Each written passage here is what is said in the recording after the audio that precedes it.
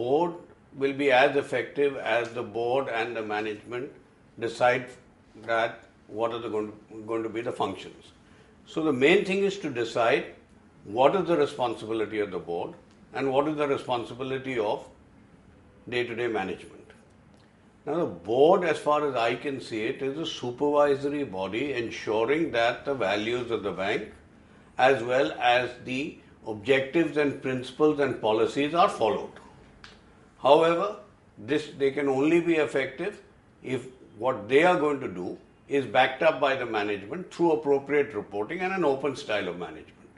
So I think a board, given the wide variety of experience it would have, would be very valuable in managing risk on a macro basis in terms of defining the macro environment, in terms of making sure that your policies and procedures reflect the kind of risk that the institution should take as presented in the business plan.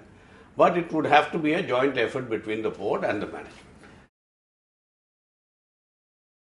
If you see our independent directors, if you see Bobby Parikh, he is a well-acknowledged expert on taxation, financial advice, accounting, etc. If you look at Partho Datta, he is probably one of the most respected people in terms of having been a finance director in multinationals, in private family companies, etc. Keki has been now, frankly, I think even Keki functions as the independent director, even though he may be an HDFC nominee, but he functions, as far as I know, in the best interests of the bank. If you take Mr. Vasudev, he's been banking secretary, he's been on the IMF board, and I think his experience is also very valuable. And then we have the specialized directors for small scale and agriculture who bring their requisite expertise. I think that it's not so much the uniqueness of the board as it is the fact that the board and the management work in tandem. So we have clearly defined responsibilities. We are a very open organization. All presentations to the board are made by the respective business heads. Most business heads are invited to every meeting. So it's not something that I brief the board. They actually are involved in business planning. They are involved in talking and understanding with the executives. They hear it as it is. There is no filter, nothing that I do. So I think it's not so much whether I'm effective or the board is effective, but jointly me as representing management and the board together make sure that we are jointly managing the bank. All of us know what is right and what is wrong. The question is how to institutionalize it.